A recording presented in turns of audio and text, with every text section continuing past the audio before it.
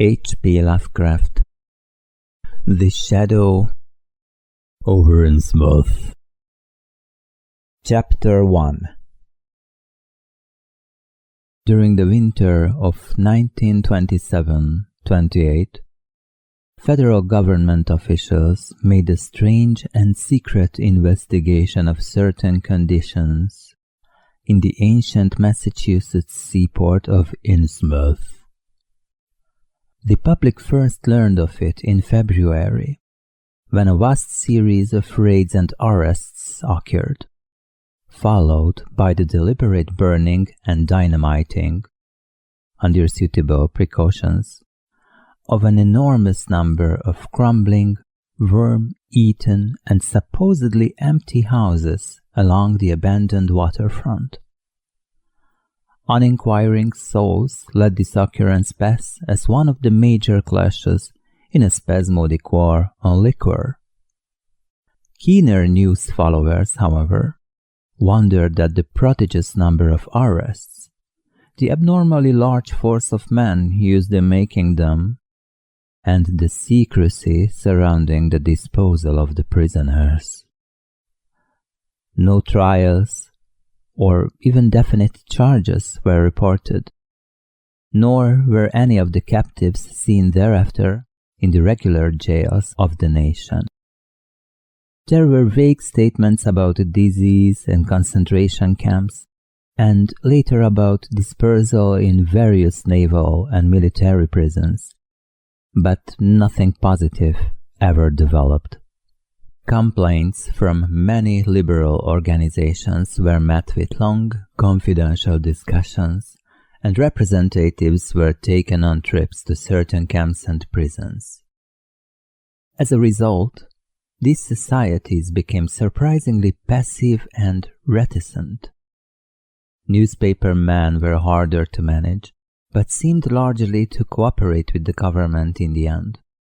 Only one paper, a tabloid always discounted because of its wild policy, mentioned the deep-diving submarine that discharged torpedoes downward in the marine abyss just beyond Devil Reef. That item, gathered by chance in a haunt of sailors, seemed indeed rather far-fetched, since the low black reef lies a full mile and a half out from Innsmouth harbor. But at last I'm going to defy the Bannon speech about this thing. Results, I am certain, are so thorough that no public harm, save a shock of repulsion, could ever accrue from a hinting of what was found by those horrified raiders at Innsmouth. For my contact with this affair has been closer than that of any other layman, and I have carried away impressions which are yet to drive me to drastic measures. It was I who fled frantically out of Innsmouth in the early morning hours of July 16, 1927, and whose frightened appeals for government inquiry and action brought on the whole reported episode. I was willing enough to stay mute while the affair was fresh and uncertain, but now that it is an old story, with public interest and curiosity gone, I have an odd craving to whisper about those few frightful hours in that ill-rumored and evilly shadowed seaport of death and blasphemous abnormality. I never heard of Innsmouth till the day before I saw it for the first and, so far, last time. I was celebrating my coming of age by a tour of New England, sightseeing, antiquarian and genealogical, and had planned to go directly from ancient Newburyport to Arkham, whence my mother's family was derived. I had no car, but was travelling by train, trolley and motor coach, always seeking the cheapest possible route. In Newburyport they told me that the steam train was the thing to take to Arkham, and it was only at the station ticket office when I demurred at the high fare that I learned about Innsmouth. The stout, shrew-faced agent, whose speech showed him to be no local man, seemed sympathetic toward my efforts at economy, and made a suggestion that none of my other informants had offered. "You could take that old bus, I suppose," he said with a certain hesitation. "But it ain't thought much of hereabouts. It goes through Innsmouth. You may have heard about that. And so the people don't like it. Run by an Innsmouth fellow, Joe Sargent, but never gets any costume from here, or Arkham either, I guess. Leaves the square front of Hammond's drugstore at 10 a.m. and 7 p.m. Unless they've changed it lately. Looks like a terrible rattletrap. I've never been on it." That was the first I ever heard of shadowed Innsmouth. Any reference to a town not shown on common maps or listed in recent guidebooks would have interested me, and the agent's old manner of allusion roused something like real curiosity. So I asked the agent to tell something about it. He was very deliberate and spoke with an air of feeling slightly superior to what he said. "Innsmouth? Well, it's a queer kind of town down at the mouth of the Manoxet. Used to be almost a city. Quite a port before the war of 1812, but all gone to pieces in the last 100 years or so. No railroad now. B&M never went through, and the branch line from Raleigh was given up years ago. More empty houses than there are people, I guess, and no business to speak of except fishing and lobstering. Everybody trades mostly either here or in Arkham or Ipswich. Once they had quite a few mills, but nothing's left now except one gold refinery running on the leanest kind of part-time. That refinery, though, used to be a big thing. An old man Marsh, who owns it, must be richer than Croesus. Queer old dog, though, and sticks mighty close in his home. He's supposed to have developed some skin disease or deformity late in life that makes him keep out of sight. Grandson of Captain Obed Marsh, who founded the business. His mother seems to have been some kind of foreigner. They say a South Sea Islander, so everybody raised Cain when he married an Ipswich girl 50 years ago. They always do that about Innsmouth people, and folks here and hereabouts always try to cover up any Innsmouth blood they have in them. But Marsh's children and grandchildren look just like anybody else so far as I can see. I've had them pointed out to me here. Though, come to think of it, the elder children don't seem to be around lately. Never saw the old man. And why everybody is so down on Innsmouth? Well, young fellow, you mustn't take too much stock in what people around here say. They're hard to get started, but once they do get started, they never let up. They've been telling things about Innsmouth, whispering 'em mostly, for the last 100 years, I guess. And I gather they are more scared than anything else. Some of the stories would make you laugh. About old Captain Marsh driving bargains with the devil and bringing imps out of hell to live in Innsmouth, or about some kind of devil worship and awful sacrifices in some place near the wharves that people stumbled on around 1845 or thereabouts. But I come from Penton, Vermont, and that kind of story don't go down with me.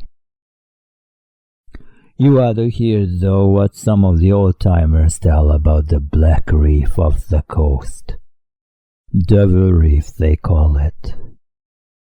It's well above water a good part of the time, and never much below it. But at that you could hardly call it an island. The story is that there's a whole legion of devils seen sometimes on that reef, sprawled about or darting in and out of some kind of caves near the top. It's a rugged, uneven thing, a good bit over a mile out, and toward the end of shipping days, sailors used to make big detours just to avoid it. That is, sailors that didn't hail from Innsmouth. One of the things they had against old Captain Marsh was that he was supposed to land on it sometimes at night when the tide was right. Maybe it did, for I dare say the rock formation was interesting, and it's just barely possible he was looking for pirate loot and maybe finding it. But there was talk of his dealing with demons there. Fact is, I guess on the whole it was really the captain that gave the bad reputation to the reef. That was before the big epidemic of 1846, when over half the folks of Innsmouth was carried off. They never did quite figure out what the trouble was, but it was probably some foreign kind of disease brought from China or somewhere by the shipping. It surely was bad enough. There was riots over it and all sorts of ghastly doings that I don't believe ever got outside of town, and it left the place in awful shape. Never came back. There can be more than 300 or 400 people living there now. But the real thing behind the way folks feel is simply race prejudice. And I don't say I'm blaming those that hold it. I hate those Innsmouth folks myself, and I wouldn't care to go to their town. I suppose you know, though I can see you're a Westerner by your talk, what a lot of New England ships used to have to do with queer ports in Africa, Asia, the South Seas and everywhere else, and what queer kinds of people they sometimes brought back with them. You've probably heard about the Salem man that came home with a Chinese wife, and maybe you know there's still a bunch of Fiji Islanders somewhere around Cape Cod. Well, there must be something like that back of the Innsmouth people. The place always was badly cut off from the rest of the country by marshes and creeks, and we can be sure about the ins and outs of the matter. But it's pretty clear that old Captain Marsh must have brought home some odd specimens when he had all three of his ships in commission back in the 20s and 30s. There certainly is a strange kind of a streak in the Innsmouth folks today. I don't know how to explain it, but it sort of makes you crawl. You'll notice a little in Sargent if you take his bus. Some of them have queer narrow heads with flat noses and bulgy, starey eyes that never seem to shut, and their skin ain't quite right. Rough and scabby, and the sides of their necks are all shriveled, all greased up. Get bald too very young. The older fellows look the worst. The fact is, I don't believe I ever seen a very old chap of that kind. Guess they must die of looking in the glass. Animals hate them. They used to have lots of horse trouble before autos came in. Nobody can ever keep track of those people, and state school officials and census men have a devil of a time. You can bet that prying strangers ain't welcome around Innsmouth. I've heard personally of more than one business or government man that's disappeared there, and there's loose talk of one who went crazy and is out at Danvers now. They must have fixed up some awful scare for that fellow. That's why I wouldn't go at night if I was you. I've never been there and have no wish to go, but I guess a daytime trip couldn't hurt you. Even though the people hereabouts will advise you not to make it. If you're just sightseeing and looking for old-time stuff, Innsmouth ought to be quite a place for you. And so I spent part of that evening at the Newburyport Public Library looking up data about Innsmouth.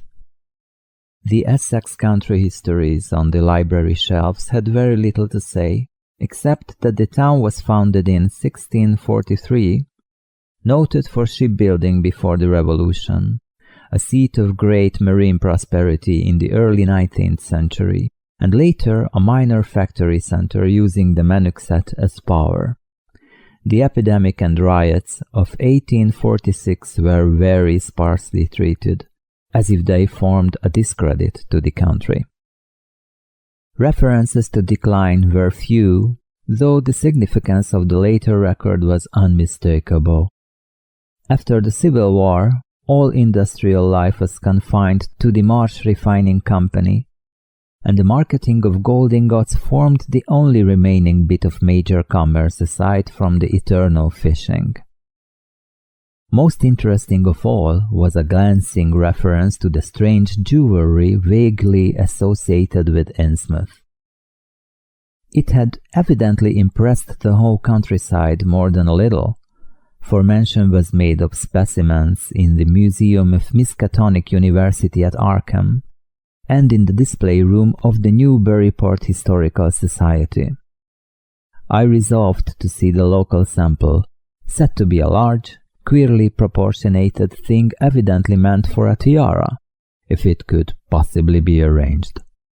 The librarian gave me a note of introduction to the curator of the society, a Miss Anna Tilton, who lived nearby, and after a brief explanation that ancient gentlewoman was kind enough to pilot me into the closed building, since the hour was not outrageously late.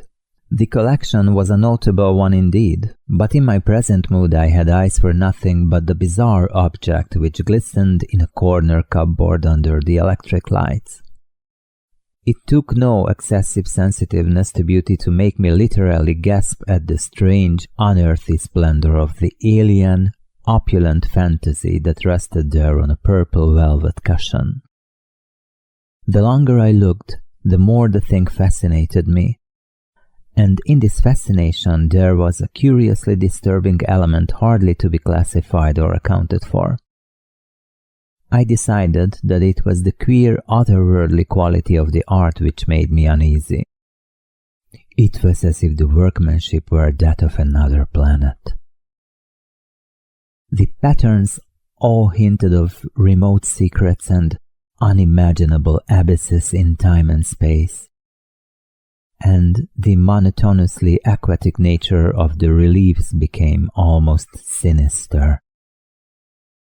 Among these reliefs were fabulous monsters of abhorrent grotesqueness and malignity, wholly primal and awesomely ancestral. At times I fancied that every contour of those blasphemous fish frogs was overflowing with the ultimate quintessence of unknown and inhuman evil. In odd contrast to the tiara's aspect was its brief and prosy history as related by Miss Tilton. It had been pawned for a ridiculous sum at a shop in State Street in 1873 by a drunken Innsmouth man, shortly afterward killed in a brawl. Miss Tilton was inclined to believe that it formed part of some exotic pirate horde discovered by old Captain Obed Marsh. This view was surely not weakened by the insistent offers of purchase at a high price, which the Marshes began to make as soon as they knew of its presence, and which they repeated to this day despite the Society's unvarying determination not to sell.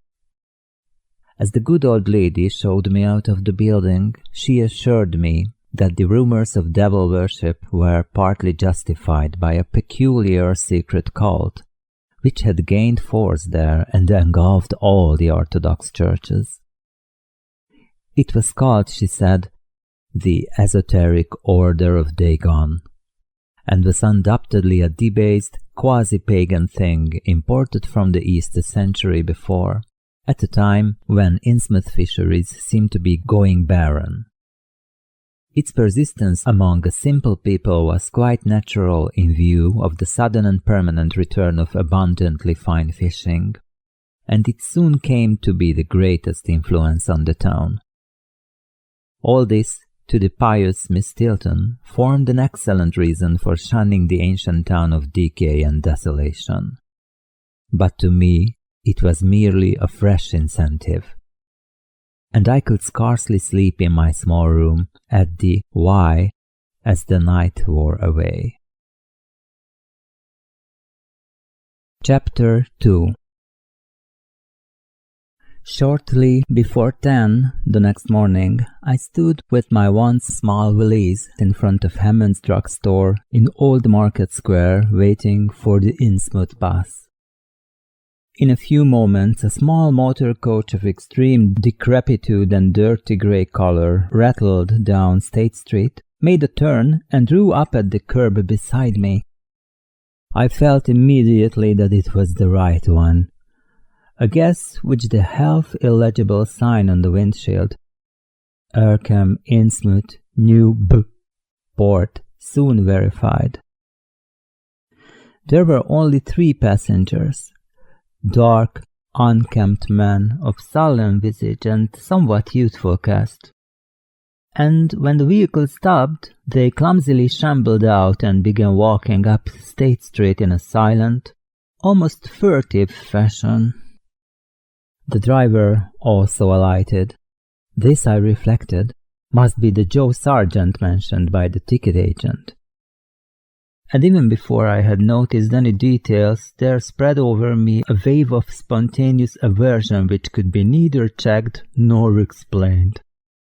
He was a thin, stoop-shouldered man, not much under 6 feet tall, dressed in shabby blue civilian clothes and wearing a frayed grey golf cap.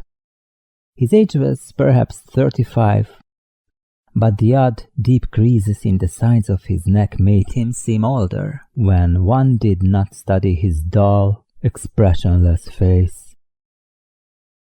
He had a narrow head, bulging, watery blue eyes that seemed never to wink, a flat nose, a receding forehead and chin, and singularly undeveloped ears. As he walked toward the bus, I observed his peculiarly shambling gait and saw that his feet were inordinately immense. The more I studied them, the more I wondered how he could buy any shoes to fit them. A certain greasiness about the fellow increased my dislike. He was evidently given to working or lounging around the fish docks, and carried with him much of their characteristic smell. Just what foreign blood was in him I could not even guess. I was sorry when I saw that there would be no other passengers on the bus, Somehow I did not like the idea of riding alone with this driver. But as the leaving time obviously approached, I conquered my qualms and followed the man aboard, extending him $1 bill and murmuring the single word, "Innsmouth." At length the decrepit vehicle started with a jerk and rattled noisily past the old brick buildings of State Street amidst a cloud of vapor from the exhaust. The day was warm and sunny, but the landscape of sand, sage-grass, and stunted shrubbery became more and more desolate as we proceeded. Out the window I could see the blue water and the sandy line of Plum Island, and we presently drew very near the beach as our narrow road veered off from the main highway to Rowley and Ipswich. At last we lost sight of Plum Island, and saw the vast expanse of the open Atlantic on our left. Our narrow course began to climb steeply, and I felt a singular sense of disquiet in looking at the lonely crest ahead where the rutted roadway met the sky. It was as if the bus were about to keep on its ascent, leaving the sane earth altogether and merging with the unknown arcana of upper air and cryptical sky. The smell of the sea took on ominous implications, and the silent driver's bent, rigid back and narrow head became more and more hateful. As I looked at him, I saw that the back of his head was almost as hairless as his face, having only a few straggling yellow strands upon a grey, scabrous surface. Then we reached the crest and beheld the outspread valley beyond, where the Manuxet joins the sea just north of the long line of cliffs that culminate in Kingsport Head. All my attention was captured by the nearer panorama just below me. I had, I realized, come face to face with rumor-shadowed Innsmouth. It was a town of wide extent and dense construction, yet one with a portentous dearth of visible life. The vast huddle of sagging gambrel roofs and peaked gables conveyed with offensive clearness the idea of wormy decay, and as we approached along the now descending road, I could see that many roofs had wholly caved in. Stretching inland, I saw the rusted, grass-grown line of the abandoned railway, with leaning telegraph poles now devoid of wires. Here and there the ruins of wharves jutted out from the shore to end in indeterminate rottenness, those farthest south seeming the most decayed. And far out at sea, despite a high tide, I glimpsed the long black line scarcely rising above the water, yet carrying a suggestion of odd latent malignancy. This, I knew, must be Devil Reef.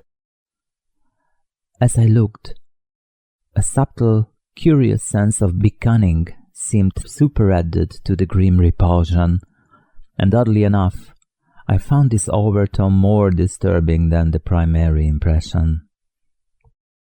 As the bus reached the lower level, I began to catch a steady note of a waterfall through the unnatural stillness. The leaning, unpainted houses grew thicker, lined both sides of the road, and displayed more urban tendencies than did those we were leaving behind. The panorama ahead had contracted to a street scene, and in spots I could see where a cobblestone pavement and stretches of brick sidewalk had formerly existed. All the houses were apparently deserted, and there were occasional gaps where tumble-down chimneys and cellar walls told of buildings that had collapsed.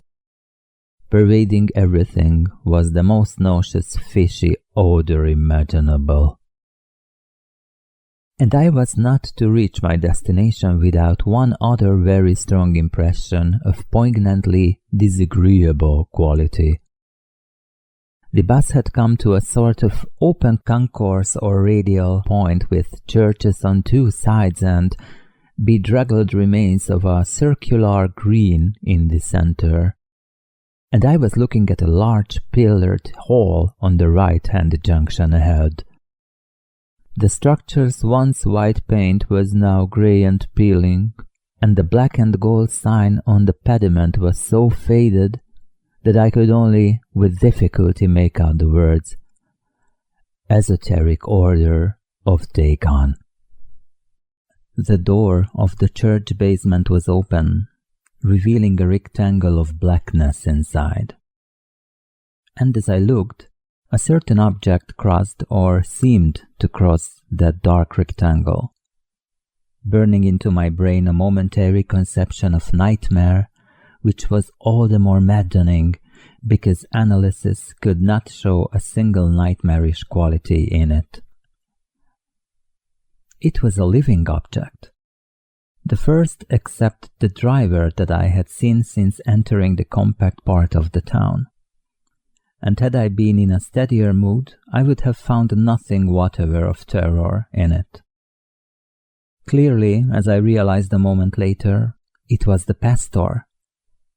Clad in some peculiar vestments doubtless introduced since the Order of Dagon had modified the ritual of the local churches. The thing which had probably caught my first subconscious glance and supplied the touch of bizarre horror was the tall tiara he wore, an almost exact duplicate of the one Miss Tilton had shown me the previous evening.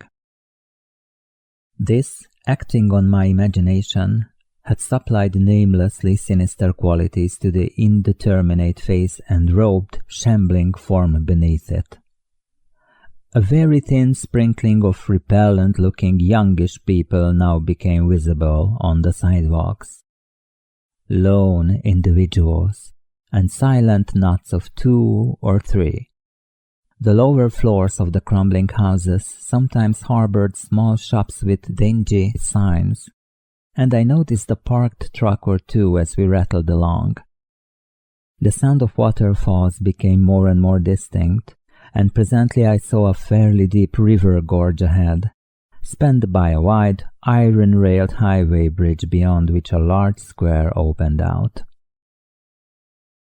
Then we rolled into the large, semicircular square across the river and drew up on the right-hand side in front of a tall, cupola-crowned building with remnants of yellow paint and with a half-effaced sign proclaiming it to be the Gilman House. I was glad to get out of that bus, and at once proceeded to check my valise in the shabby hotel lobby. There was only one person in sight, an elderly man without what I had come to call the Innsmouth look, and I decided not to ask him any of the questions which bothered me, remembering that odd things had been noticed in this hotel. Instead, I strolled out on the square, from which the bus had already gone, and studied the scene minutely and appraisingly. For some reason or other, I chose to make my first inquiries at the chain grocery, whose personnel was not likely to be native to Innsmouth. I found a solitary boy of about 17 in charge, and was pleased to note the brightness and affability which promised cheerful information. He seemed exceptionally eager to talk, and I soon gathered that he did not like the place, its fishy smell, or its furtive people. His family did not like him to work in Innsmouth, but the chain had transferred him there, and he did not wish to give up his job. There was, he said, no public library or chamber of commerce in Innsmouth, but I could probably find my way about. The street I had come down was Federal. West of that were the fine old residence streets, Broad, Washington, Lafayette, and Adams, and east of it were the shoreward slums. Certain spots were almost forbidden territory, as he had learned at considerable cost. One must not, for example, linger much around the Marsh refinery, or around any of the still-used churches, or around the pillared Order of Dagon Hall at New Church Green. Those churches were very odd, all violently disavowed by their respective denominations elsewhere, and apparently using the queerest kind of ceremonials and clerical vestments. As for the Innsmouth people, the youth hardly knew what to make of them. Their appearance, especially those staring, unwinking eyes which one never saw shut, was certainly shocking enough, and their voices were disgusting. It was awful to hear them chanting in their churches at night, and especially during their main festivals or revivals, which fell twice a year on April 30 and October 31. They were very fond of the water and swam a great deal in both river and harbour. Swimming races out to Devil Reef were very common, and everyone in sight seemed well able to share in this arduous sport. It would be of no use, my informant said, to ask the natives anything about the place. The only one who would talk was a very aged but normal-looking man who lived at the poorhouse on the north rim of the town and spent his time walking about or lounging around the fire station. This hoary character, Zadok Allen, was 96 years old and somewhat touched in the head, besides being the town drunkard. He was a strange, furtive creature who constantly looked over his shoulder as if afraid of something, and when sober, could not be persuaded to talk at all with strangers. He was, however, unable to resist any offer of his favorite poison, and once drunk would furnish the most astonishing fragments of whispered reminiscence. After all, though, little useful data could be gained from him, since his stories were all insane, incomplete hints of impossible marvels and horrors which could have no source save in his own distorted fancy. Nobody ever believed him, but the natives did not like him to drink and talk with any strangers, and it was not always safe to be seen questioning him. It was probably from him that some of the wildest popular whispers and delusions were derived. The Marshes, together with the other three gently bred families of the town, the Waits, the Gilmans, and the Elliots, were all very retiring. They lived in immense houses along Washington Street, and several were reputed to harbor in concealment certain kinsfolk whose personal aspect forbade public view, and whose deaths had been reported and recorded. Warning me that most of the street signs were down, the youth drew, for my benefit, a rough but ample and painstaking sketch map of the town's salient features. After a moment's study, I felt sure that it would be of great help, and pocketed it with profuse thanks. Thus began my systematic though health-bewildered tour of Innsmouth's narrow, shadow-blighted ways. Crossing the bridge and turning toward the roar of the lower falls, I passed close to the Marsh refinery, which seemed oddly free from the noise of industry. This building stood on the steep river bluff near a bridge and an open confluence of streets, which I took to be the earliest civic center, displaced after the Revolution by the present town square. Recrossing the gorge on the Main Street Bridge, I struck a region of utter desertion which somehow made me shudder. Collapsing huddles of gambrel roofs formed a jagged and fantastic skyline, above which rose the ghoulish, decapitated steeple of an ancient church. Fish Street was as deserted as Main, though it differed in having many brick and stone warehouses still in excellent shape. Water Street was almost its duplicate, save that there were great seaward gaps where wharves had been. Not a living thing did I see, except for the scattered fishermen on the distant breakwater, and not a sound did I hear, save the lapping of the harbor tides and the roar of the falls in the Manuxet. I kept north along Main to Martin, then turning inland, crossing Federal Street safely north of the Green, and entering the decayed patrician neighborhood of Northern Broad, Washington, Lafayette, and Adams Streets. Following Washington Street toward the river, I now faced a zone of former industry and commerce, noting the ruins of a factory ahead, and seeing others with the traces of an old railway station and covered railway bridge beyond up the gorge on my right. The uncertain bridge now before me was posted with a warning sign, but I took the risk and crossed again to the south bank where traces of life reappeared. Furtive, shambling creatures stared cryptically in my direction, and more normal faces eyed me coldly and curiously. Innsmouth was rapidly becoming intolerable, and I turned down Payne Street toward the square in the hope of getting some vehicle to take me to Arkham before the still distant starting time of that sinister bus. It was then that I saw the tumble-down fire station on my left and noticed the red-faced, bushy-bearded, watery-eyed old man in nondescript rags who sat on a bench in front of it talking with a pair of unkempt but not abnormal-looking firemen. This, of course, must be Zadok Allen, the half-crazed, licorice nonagenarian whose tales of old Innsmouth and its shadow were so hideous and incredible. Chapter 3. I had been assured that the old man could do nothing but hint at wild, disjointed, and incredible legends, and I had been warned that the natives made it unsafe to be seen talking with him. Yet the thought of this aged witness to the town's decay, with memories going back to the early days of ships and factories, was a lure that no amount of reason could make me resist.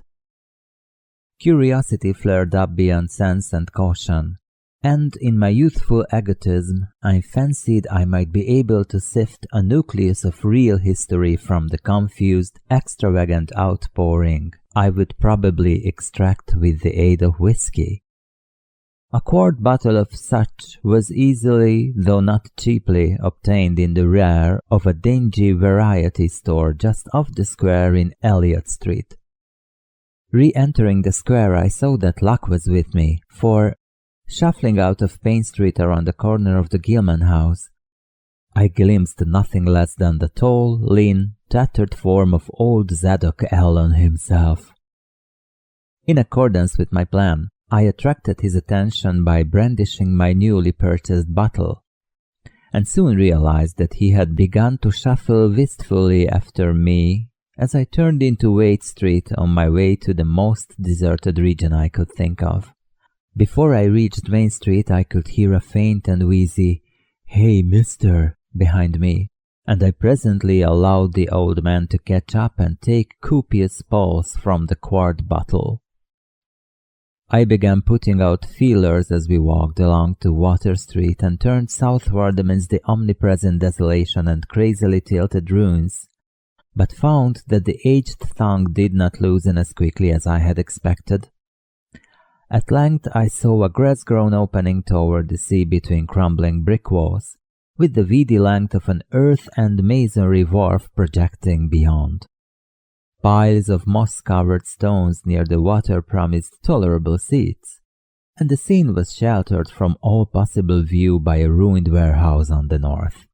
About 4 hours remained for conversation, if I were to catch the 8 o'clock coach for Arkham, and I began to dole out more liquor to the ancient tippler, meanwhile eating my own frugal lunch. In my donations I was careful not to overshoot the mark, for I did not wish Zadok's vinous garrulousness to pass into a stupor. After an hour, his furtive taciturnity showed signs of disappearing, and something or other had caused his wandering gaze to light on the low, distant line of Devil Reef, then showing plainly and almost fascinatingly above the waves. He bent toward me, took hold of my coat lapel, and hissed out some hints that could not be mistaken. "That's where it all began. That cursed place of all wickedness where the deep water starts. Gate o' hell. Sheer drop down to a bottom no sun and line can take. Old Captain Obed done it. Him that found about more and was good for him in the South Sea Islands.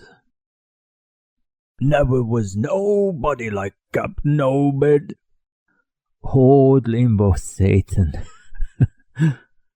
I can mind him telling about foreign parts and calling all the folks stupid for going to Christian meeting and bearing their burdens meek and lowly. Says they'd ought to get better gods, like some of the folks in the NGs. Gods would bring him good fishing in return for the sacrifices and would really answer folks' prayers. Matt Elliot, his first mate, talked a lot too, only he was again folks doing any heathen things. Told about an island east of Otherhide, where there was a lot of stone ruins, older than anybody knew anything about. Kind of like them on Ponape in the Carolines, but with carvings of faces that looked like the big statues on Easter Island. There was a little volcanic island near there, too, where there was other ruins with different carvings, ruins all wore away like they'd been under the sea once, and with pictures of awful monsters all over them. Well, sir, Matthew says the natives around there had all the fish they could catch, and sported bracelets and armlets and head rigs made of a queer kind of gold and covered with pictorial monsters, just like the ones carved over the ruins on the little island. Sorter fish-like frogs or frog-like fishes that was drawn in all kinds of positions like they was human beings. Nobody could get out of them where they got all the stuff, and all the other natives wondered how they managed to find fish in plenty, even when the very next islands had lean pickings. Matthew got to wondering too, and so did Captain Obed. Obed notices, besides, that lots of the handsome young folks would drop about a sight for good from year to year, and that they want many old folk around. Also, he thinks some of the folks looks darned queer even for Kanakys. It took Obed to get the truth out of them heathens. I know how he done it, but he began by trading for the gold-like things they wore. Asked them where they come from and if they could get more, and finally formed the story about all the old chief Wallachia, they called him. Nobody but Obed would ever believe the old yeller double, but the captain could read folks like they was books. Nobody never believes me now when I tell them, and I don't suppose you will, young feller. Though, come to look at ye, you've kind of got them sharp-reading eyes like Obed had. The old man's whisper grew fainter, and I found myself shuddering at the terrible and sincere portentousness of his intonation, even though I knew he still could be nothing but a drunken fantasy.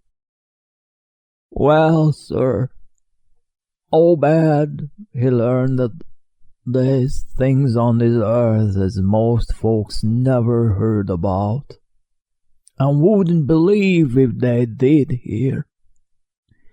It seems these Kanakees was sacrificing heaps of the young men and maidens to some kind of god things that lived under the sea, and getting all kinds of favors in return. They met the things on the little islet with the queer runes, and it seems them awful pictures of frogfish monsters was supposed to be pictures of these things. Maybe that was the kind of critters as got all the mermaid stories and such started. They had all kinds of cities on the sea bottom, and this island was heaved up from there. Seems there was some of the things alive in the stone buildings when the island came up sudden to the surface. That's how the Kanakees got wind they was down there. Made sing talk as soon as they got over being scared, and pieced up a bargain before long. Them things like human sacrifices had them ages of war, but lost track of the upper world after a time. What he done to the victims, it ain't for me to say, and I guess Obed was none too sharp about asking. But it was alright with the heathens, because they'd been having a hard time and was desperate about everything. They give a certain number of young folks to the sea things, twict every year, May even Halloween regulars could be. Also give some of the carved knickknacks they made.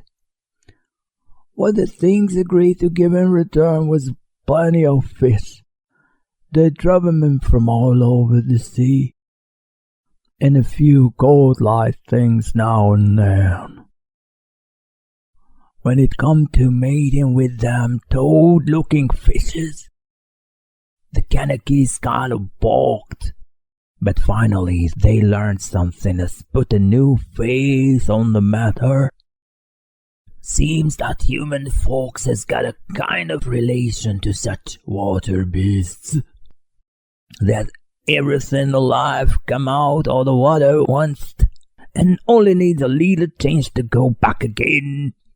Them things told the Kanakees that if they mixed bloods there'd be children as it look human at first, but later turn more and more like the things, till finally they take to the water and join the main lot of things down there. And this is the important part, young feller. Them as turned into fish things and went into the water wouldn't never die. Them things never died except they was killed violent.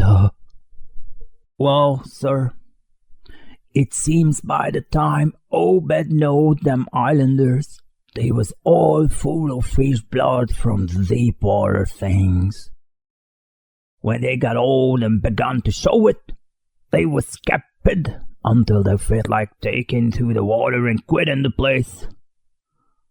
Some was more thick than others, and some never did change quite enough to take to the water. But mostly they turned out just the way them things said.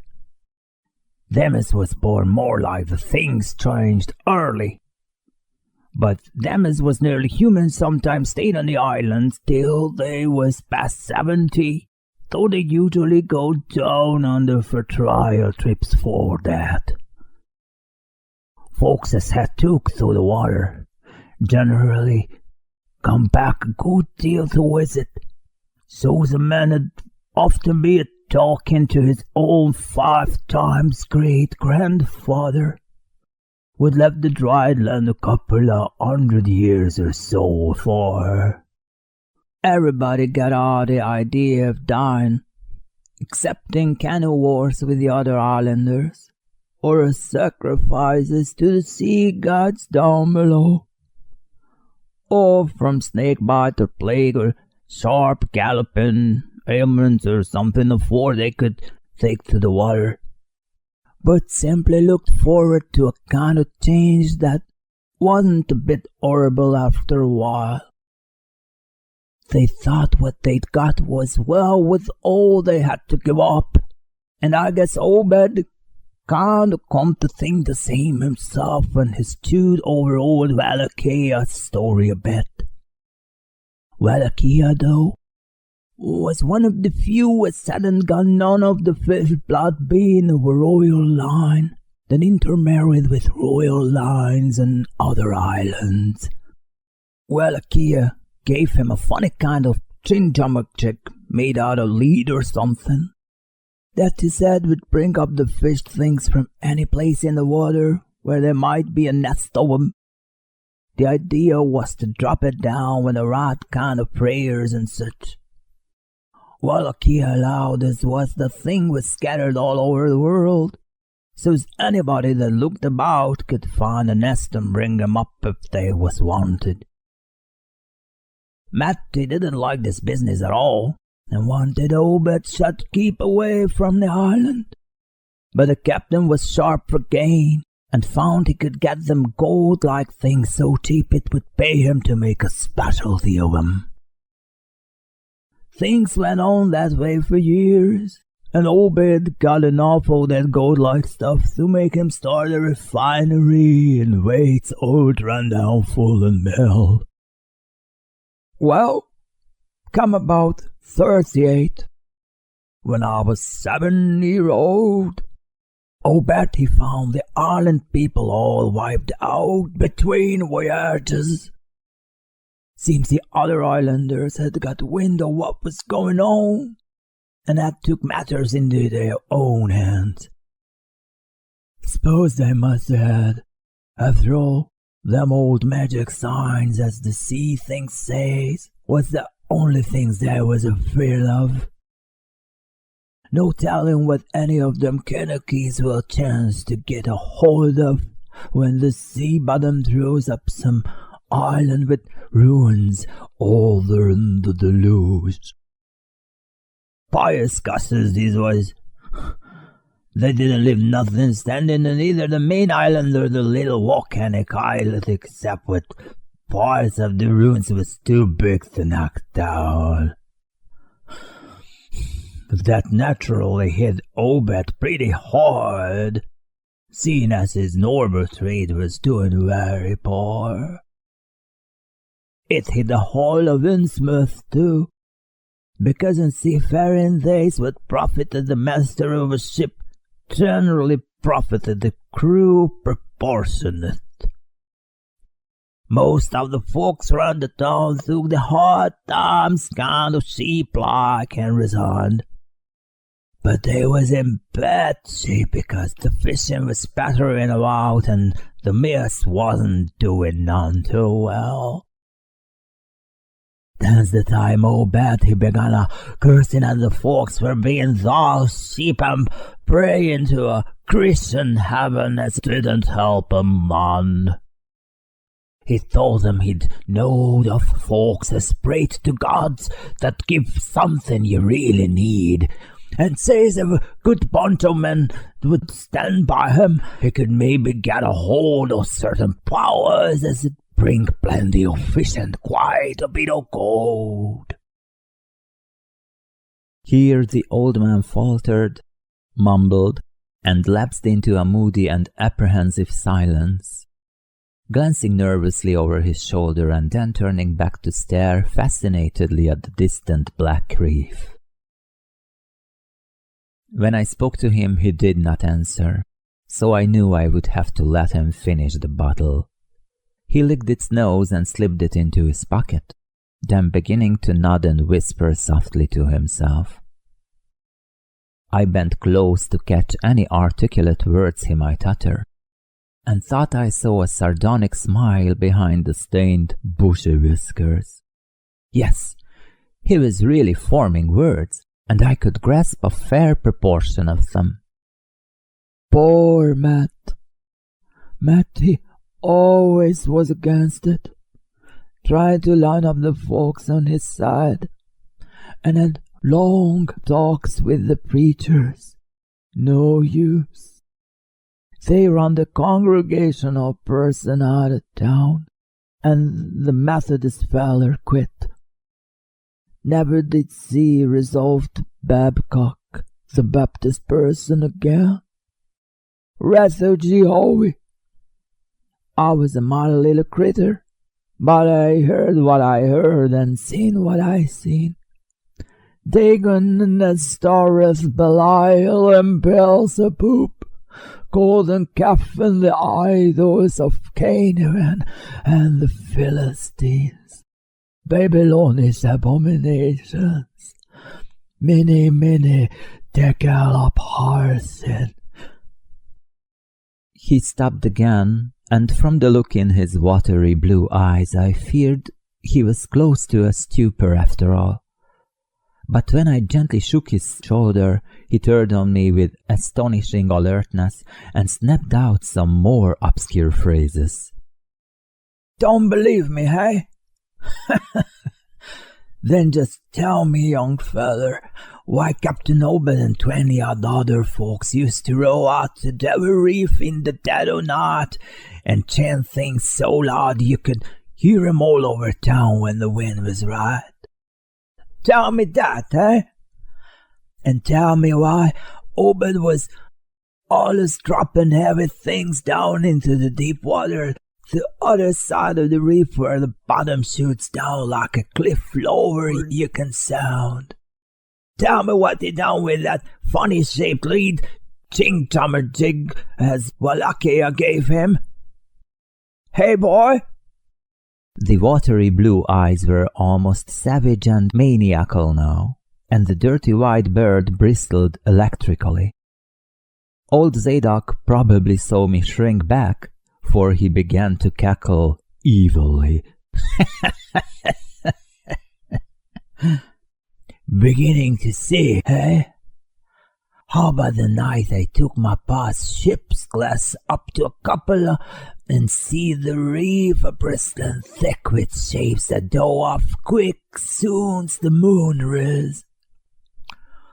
Obed and the folks was in a dory, but them shapes dove off the far side into the deep water and never come up. How'd you like to be a little shaver alone up in a cupola watching shapes that wasn't human shapes? Eh? The old man was getting hysterical, and I began to shiver with a nameless alarm. He laid a gnarled claw on my shoulder, and it seemed to me that its shaking was not altogether that of mirth. S'pose one night you seed something heavy heaved off Obed's dory beyond the reef, and then learn next day a young feller was missing from home? Hey? Did anybody ever see Hyde or Hare or Hiram Gilman again? Did they? And Nick Pierce and Lillywhite and Adoniram Southwick and Henry Garrison? Hey? Well, sir, that was the time Obed begun to get on his feet again. Folks see his 3 daughters wearing gold-like things as nobody'd never see on them afore, and smoke started coming about on the refinery chimbley. Other folk was prospering too. Fish began to swarm into the harbor fit to kill, and never knows what sized cargoes we begun to ship about to Newburyport, Arkham, and Boston. That was then Obed got the Old Branch Railroad put through. Remember, I ain't saying Obed was set on having things just like they was on that Kankakee Isle.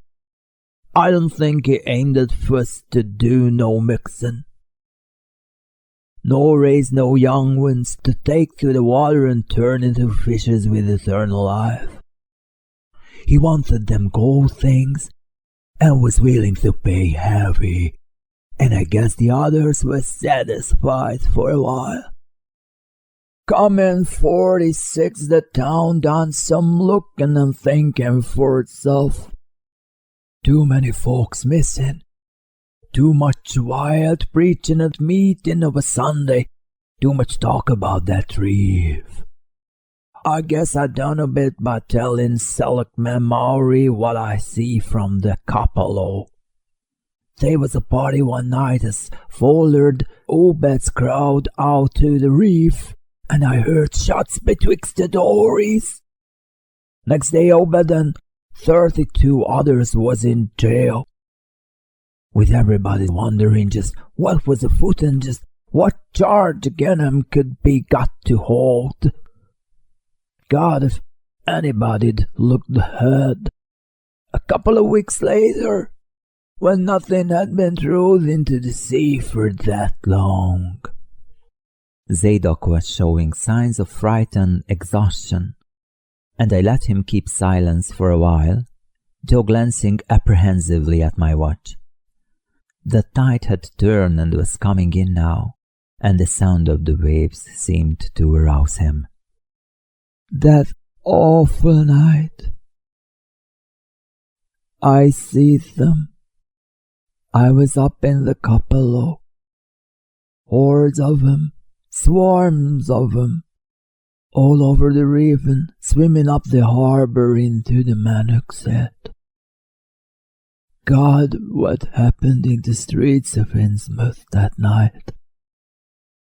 They rattled our door, but Pa wouldn't open. Then he climbed out the kitchen window with his musket to find Seligman Maori and see what he could do. Mounds of the dead and the dying, shots and screams, shouting in Owen Square and Town Square and New Church Green, jail through the open, proclamation, treason, called it a plague when folks come in and found half her people missing. Nobody left but them as it dining with Obed and them things or else keep quiet. Never heard o' my pa no more. The old man was panting and perspiring profusely. His grip on my shoulder tightened. Everything cleaned up in the morning, but there was traces. Obed, he kinda takes charge and says things is going to be changed. Others will worship with us at meeting time. In certain houses he's got to entertain guests.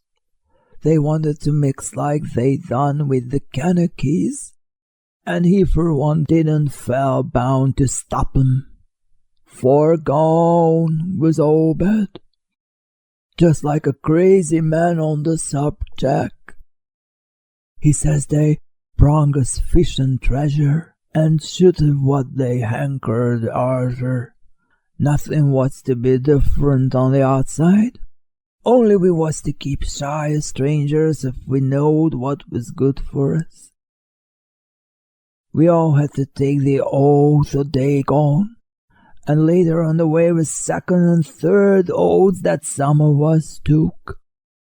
Them as would help special would get special rewards, gold and such. No use balking, for there was millions of them down there.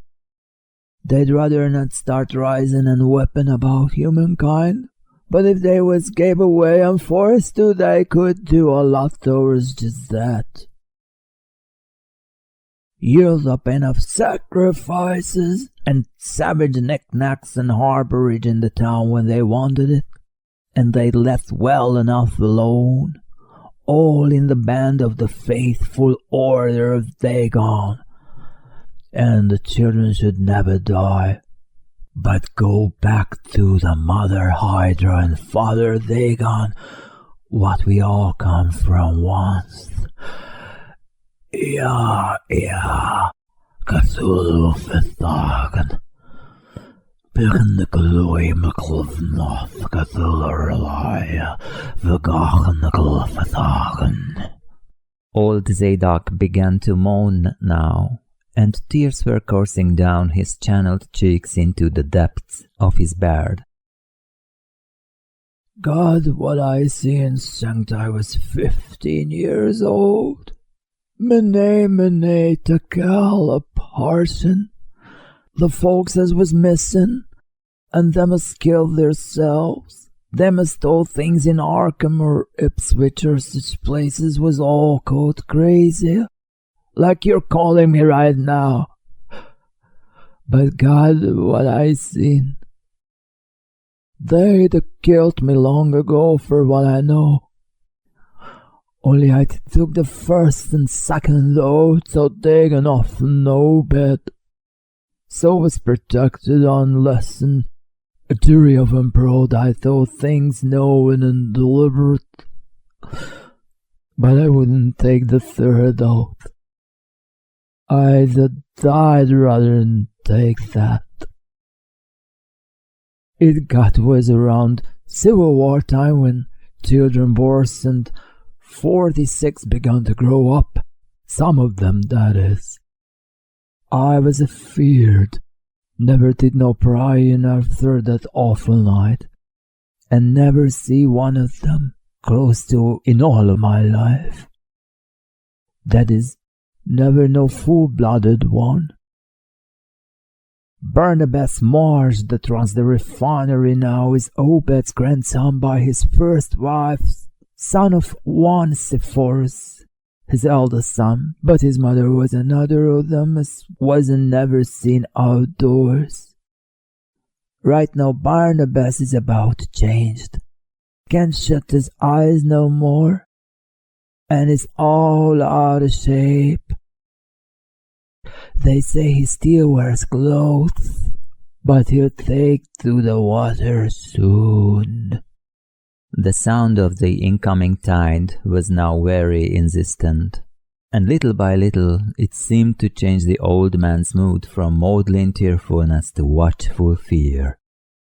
He would pause now and then to renew those nervous glances over his shoulder or out over the reef, and despite the wild absurdity of his tale, I could not help beginning to share his vague apprehensiveness. Zadok now grew shriller, and seemed to be trying to whip up his courage with louder speech. Hey you! Why don't you say something? How you like to be living in a town like this, with everything a-rotting and a-dying and boarded up monsters crawling and bleeding and barking and hopping around black cellars and attics everywhere you turn? Hey! Well, sir, let me tell you, that ain't the worst. Zadok was really screaming now, and the mad frenzy of his voice disturbed me more than I care to own. Curse ye! Don't sit there a-staring at me with them eyes. I tell Obed Marsh is in hell, and he's got to stay there. In hell, I says, can't get me. I ain't done nothing nor told nobody nothing. Oh, you, young feller. Well, even if I ain't told nobody nothing yet, I am going to now. You just sat still and listen to me, boy. This is what I ain't never told nobody. I says I didn't get to do no pryin' after that night, but I found things about just the same. You want to know what the real horror is, hey? Well, it's this. It ain't what them fish devils has done, what they're going to do. They're bringing things up about where they came from, into the town. Been doing it for years, and slackening up lately. Them houses north of the river betwixt Water and Main Streets is full of them. them devils and what they brung. When they get ready, I say, when they get ready. Ever heard tell of a Sagoth? Hey, do you hear me? I tell ya, I know what them things be. I seen 'em one night when... Yo! The hideous suddenness and inhuman frightfulness of the old man's shriek almost made me faint. His eyes, looking past me toward the malodorous sea, were positively starting from his head, while his face was a mask of fear worthy of Greek tragedy. His bony claw dug monstrously into my shoulder, and he made no motion as I turned my head to look at whatever he had glimpsed. There was nothing that I could see, only the incoming tide, with perhaps one set of ripples more local than the long-flung line of breakers. But now Zadok was shaking me, and I turned back to watch the melting of that fear-frozen face into a chaos of twitching eyelids and mumbling gums. Presently his voice came back, albeit as a trembling whisper. Get out of here. Get out of here. They seen us. Get out for your life. Don't wait for nothing. They know now. Run for it quick. Out of this town. Another heavy wave dashed against the loosening masonry of the bygone wharf, and changed the mad ancient's whisper to another inhuman and blood-curdling scream. Yeah!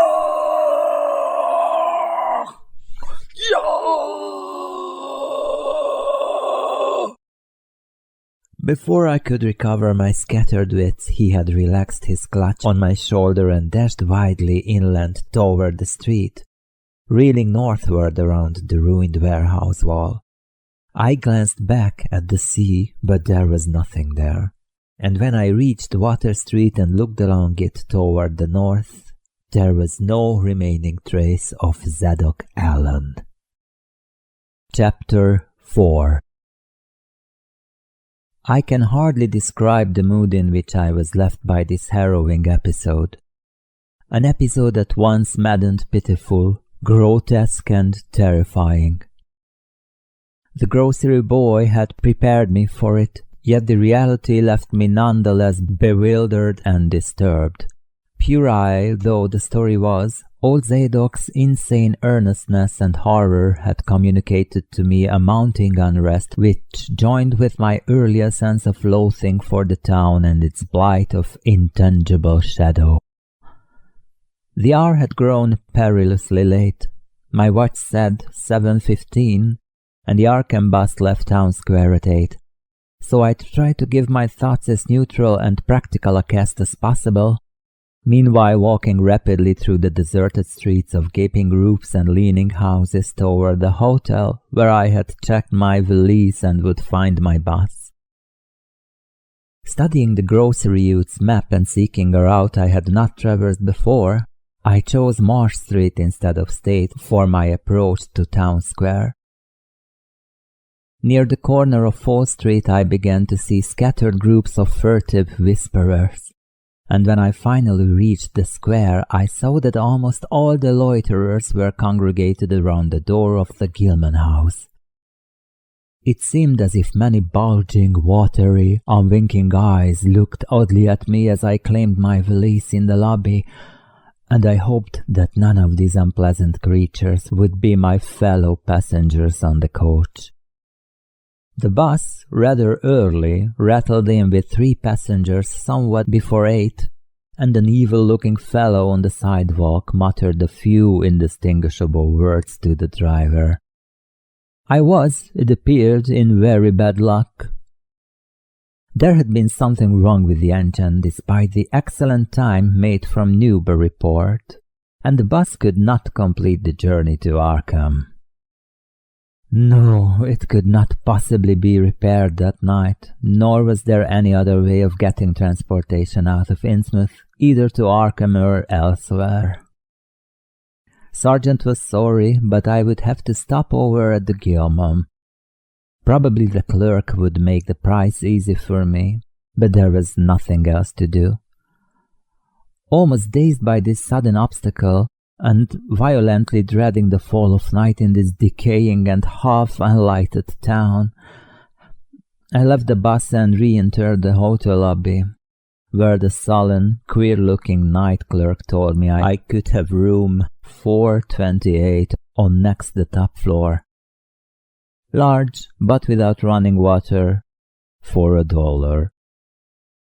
Despite what I had heard of this hotel in Newburyport, I signed the register, paid my $1, let the clerk take my valise, and followed that sour, solitary attendant up 3 creaking flights of stairs past dusty corridors which seemed wholly devoid of life.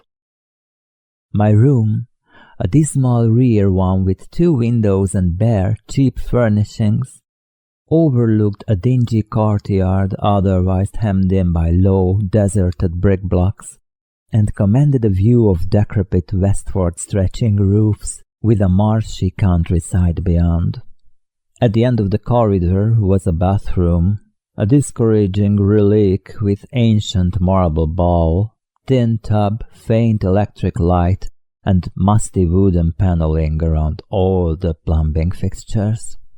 As twilight deepened, I turned on the one feeble electric bulb over the cheap iron-framed bed, and tried as best as I could to read.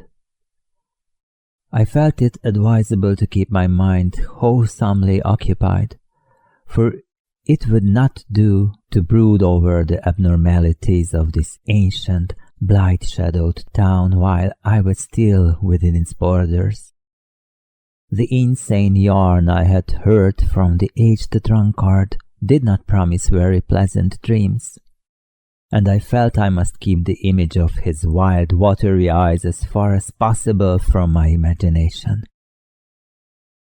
Another thing that disturbed me was the absence of a bolt on the door of my room. One had been there, as marks clearly showed, but there were signs of recent removal. No doubt it had become out of order, like so many other things in this decrepit edifice. In my nervousness I looked around and discovered the bolt on the clothes press, which seemed to be of the same size, judging from the marks, as the one formerly on the door. To gain a partial relief from the general tension, I busied myself by transferring this hardware to the vacant place, with the aid of a handy 3-in-1 device including a screwdriver which I kept on my keyring. The bolt fitted perfectly, and I was somewhat relieved when I knew that I could shoot it firmly upon retiring. There were adequate bolts on the 2 lateral doors to connecting rooms, and these I proceeded to fasten. I did not undress, but decided to read till I was sleepy, and then lie down with only my coat, collar, and shoes off. Taking a pocket flashlight from my valise, I placed it in my trousers, so that I could read my watch if I woke up later in the dark. Drowsiness, however, did not come. And when I stopped to analyze my thoughts, I found to my disquiet that I was really unconsciously listening for something. Listening for something which I dreaded, but could not name. At length, feeling a fatigue which had nothing of drowsiness in it, I bolted the newly outfitted hall door, turned off the light, and threw myself down on the hard, uneven bed, coat, collar, shoes and all. In the darkness every faint noise of the night seemed magnified, and a flood of doubly unpleasant thoughts swept over me. I was sorry I had put out the light, yet was too tired to rise and turn it on again. Then, after a long, dreary interval, and prefaced by a fresh creaking of stairs and corridor, there came that soft, damnably unmistakable sound which seemed like a malign fulfillment of all my apprehensions. Without the least shadow of a doubt, the lock on my hall door was being tried. Cautiously, furtively, tentatively, with a key. The change in the menace from vague premonition to immediate reality was a profound shock, and fell upon me with the force of a genuine blow. It never once occurred to me that the fumbling might be a mere mistake. Malign purpose was all I could think of, and I kept deathly quiet, awaiting the would-be intruder's next move. After a time, the cautious rattling ceased, and I heard the room to the north entered with a passkey. Then the lock of the connecting door to my room was softly tried. The bolt held, of course, and I heard the floor creak as the prowler left the room. After a moment there came another soft rattling, and I knew that the room to the south of me was being entered. Again a furtive trying of a bolted connecting door, and again a receding creaking.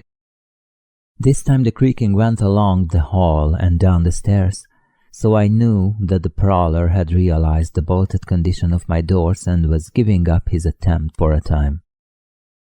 The one thing to do was to get out of that hotel alive as quickly as I could, and through some channel other than the front stairs and lobby.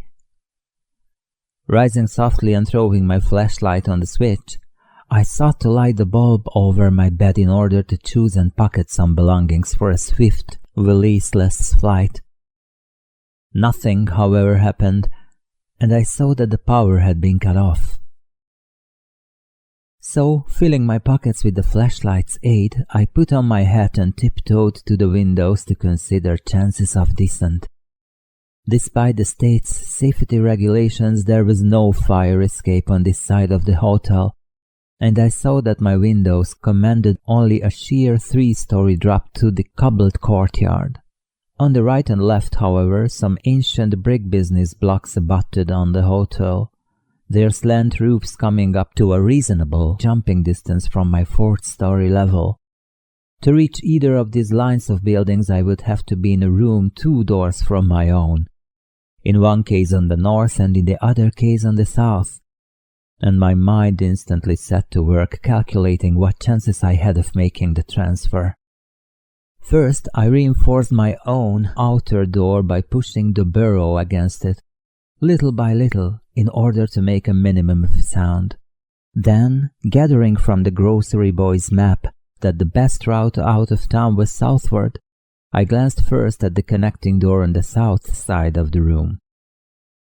It was designed to open in my direction, hence I saw, after drawing the bolt and finding other fastenings in place, it was not a favorable one for forcing. Accordingly, abandoning it as a route, I cautiously moved the bedstead against it to hamper any attack which might be made on it later from the next room. The door on the north was hung to open away from me, and this, though a test proved it to be locked or bolted from the other side, I knew must be my route. If I could gain the roofs of the buildings in Payne Street and descend successfully to the ground level, I might perhaps dart through the courtyard and the adjacent or opposite buildings to Washington or Bates, or else emerge in Payne and edge around southward into Washington. In any case, I would aim to strike Washington somehow and get quickly out of the town square region. My preference would be to avoid Payne, since the fire station there might be open all night. I was irresolutely speculating on when I had better attack the northward door and on how I could least audibly manage it, when I noticed that the vague noises underfoot had given place to a fresh and heavier creaking of the stairs. A wavering flicker of light showed through my transom, and the boards of the corridor began to groan with a ponderous load. Muffled sounds of possible vocal origin approached, and at length a firm knock came at my outer door. For a moment, I simply held my breath and waited. Eternities seemed to elapse, and the nauseous, fishy odor of my environment seemed to mount suddenly and spectacularly. Then the knocking was repeated, continuously, and with growing insistence. I knew that the time for action had come, and forthwith drew the bolt of the northward connecting door, bracing myself for the task of battering it open. The knocking waxed louder, and I hoped that its volume would cover the sound of my efforts. At last beginning my attempt, I lunged again and again at the thin paneling with my left shoulder, heedless of shock or pain. Finally the connecting door gave, but with such a crash that I knew those outside must have heard. Instantly the outside knocking became a violent battering, while keys sounded ominously in the hall doors of the rooms on both sides of me. Rushing through the newly opened connection, I succeeded in bolting the northerly hall door before the lock could be turned, but even as I did so I heard the hall door of the third room, the one from whose window I had hoped to reach the roof below, being tried with a passkey. For an instant I felt absolute despair, since my trapping in a chamber with no window egress seemed complete. Then, with a dazed automatism, I made for the next connecting door and performed the blind motion of pushing at it in an effort to get through. Sheer fortunate chance gave me my reprieve, for the connecting door before me was not only unlocked but actually ajar. In a second I was through, and had my right knee and shoulder against the hall door, which was visibly opening inward. My pressure took the opener off guard, for the thing shut as I pushed, so that I could slip the well-conditioned bolt as I had done with the other door. As I gained this respite, I heard the battering at the two other doors abate, while a confused clatter came from the connecting door I had shielded with the bedstead. Evidently the bulk of my assailants had entered the southerly room and were massing in a lateral attack. But at the same moment a passkey sounded in the next door to the north, and I knew that a nearer peril was at hand. The northward connecting door was wide open, but there was no time to think about checking the already turning lock in the hall. All I could do was to shut and bolt the open connecting door, as well as its mate on the opposite side, pushing a bedstead against the one and a bureau against the other, and moving a washstand in front of the hall door. I must, I saw, trust to such makeshift barriers to shield me till I could get out the window and on the roof of the Payne Street block. But even in this acute moment my chief horror was something apart from the immediate weakness of my defenses. I was shuddering because not one of my pursuers, despite some hideous pantings, gruntings, and subdued barkings at odd intervals, was uttering an intelligible vocal sound. As I moved the furniture and rushed toward the windows, I heard a frightful scurrying along the corridor toward the room north of me, and perceived that the southward battering had ceased. Plainly, most of my opponents were about to concentrate against the feeble connecting door which they must open directly on me. Outside, the moon played on the ridgepole of the block below, and I saw that the jump would be desperately hazardous because of the steep surface on which I must land. The clatter at the northerly connecting door was now terrific, and I saw that the weak paneling was beginning to splinter. Obviously, the besiegers had brought some ponderous object into play as a battering ram. The bedstead, however, still held firm, so that I had at least a faint chance of making good my escape. As I opened the window, I noticed that it was flanked by heavy velour draperies suspended from a pole by brass rings, and also that there was a large projecting catch for the shutters on the exterior. Seeing a possible means of avoiding the dangerous jump, I yanked at the hangings and brought them down, pole and all, then quickly hooking two of the rings in the shutter catch and flinging the drapery outside. The heavy folds reached fully to the abutting roof, and I saw that the rings and catch would be likely to bear my weight. So, climbing out of the window and down the improvised rope ladder, I left behind me forever the morbid and horror-infested fabric of the Gilman house. I landed safely on the loose slates of the steep roof and succeeded in gaining the gaping black skylight without a slip.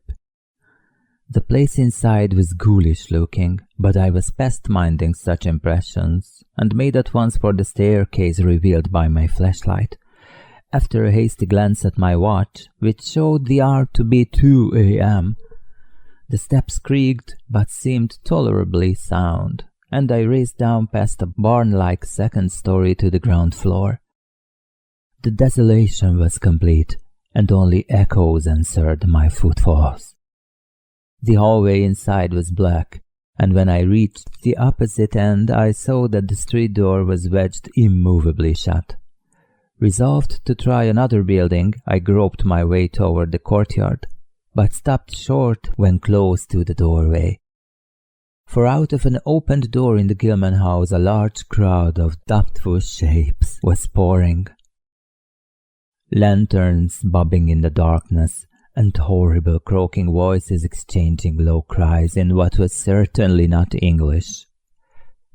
Their features were indistinguishable, but their crouching, shambling gait was abominably repellent.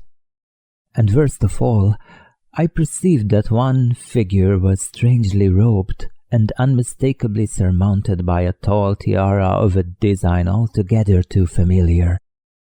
Again groping toward the street, I opened the door of the hall and came upon an empty room with closely shuttered but sashless windows. Fumbling in the rays of my flashlight, I found I could open the shutters, and in another moment had climbed outside and was carefully closing the aperture in its original manner. I walked rapidly, softly, and close to the ruined houses. At Bates Street I drew into a yawning vestibule while two shambling figures crossed in front of me, but was soon on my way again and approaching the open space where Elliott Street obliquely crosses Washington at the intersection of South. Though I had never seen the space, it had looked dangerous to me on the grocery youth's map, since the moonlight would have free play there. There was no use trying to evade it, for any alternative course would involve detours of possibly disastrous visibility and delaying effect. The only thing to do was to cross it boldly and openly, imitating the typical shamble of the Innsmouth folk as best as I could, and trusting that no one, or at least no pursuer of mine, would be there. Just how fully the pursuit was organized, and indeed just what its purpose might be, I could form no idea. There seemed to be unusual activity in the town, but I judged that the news of my escape from the Gilman had not yet spread. The open space was, as I had expected, strongly moonlit, but my progress was unimpeded, and no fresh sound aroused to hint that I had been spied. Glancing about me, I involuntarily let my pace slacken for a second to take in the sight of the sea, gorgeous in the burning moonlight at the street's end. Far out beyond the breakwater was the dim, dark line of Devil Reef. Then, without warning, I saw the intermittent flashes of light on the distant reef. My muscles tightened for panic flight, held in only by a certain unconscious caution and half-hypnotic fascination. And to make matters worse, there now flashed forth from the lofty cupola of the Gilman house, which loomed up to the northeast behind me, a series of analogous though differently spaced gleams, which could be nothing less than an answering signal. I now bent to the left around the ruinous green, still gazing toward the ocean as it blazed in the spectral summer moonlight, and watching the cryptical flashing of those nameless, unexplainable beacons. It was then that the most horrible impression of all was borne in upon me. the impression which destroyed my last vestige of self-control and sent me running frantically southward past the yawning black doorways and fishily staring windows of that deserted nightmare street. For at a closer glance I saw that the moonlit waters between the reef and the shore were far from empty. They were alive with a teeming horde of shapes swimming inward toward the town. My frantic running ceased before I had covered the block, for at my left I began to hear something like the hue and cry of organized pursuit. There were footsteps and guttural sounds, and the rattling motor whizzed south along Federal Street.